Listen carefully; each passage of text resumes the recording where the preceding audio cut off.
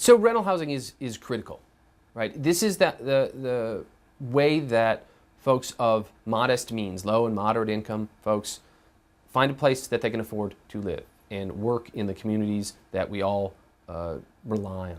So when we think about what happened with the housing crash and what it revealed about our housing finance system, we should also think about the rental side of that.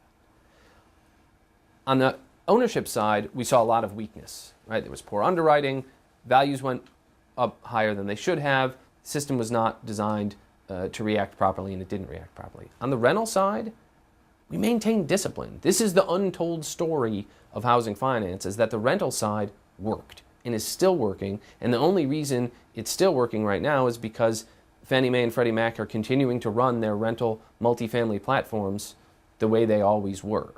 It's the part that hasn't seen any losses. The default rate, just to give you an example, on the multifamily businesses for Fannie Mae and Freddie Mac is well below 1%.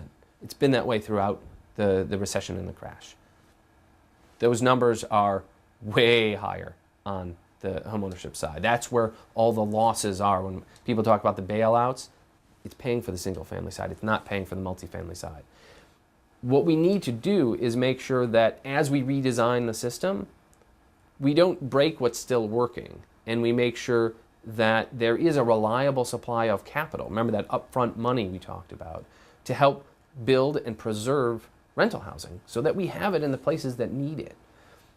One of the challenges we're facing right now is to make sure that there are reliable flows of capital, upfront money, to help create and preserve rental housing, affordable housing, in the places where there's a lot of economic activity, where there's jobs, where there's services, where there's transit, the parts of cities and more bustling suburbs where there's a lot going on, where people are starting to move back in and want to live.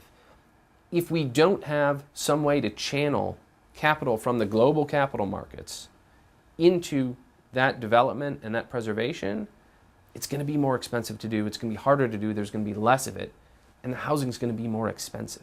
And that's our big challenge with multifamily, with rental housing, is to make sure that as we're fixing the housing finance system broadly, that all the stuff we do for home ownership doesn't disrupt the parts that are working for rental housing.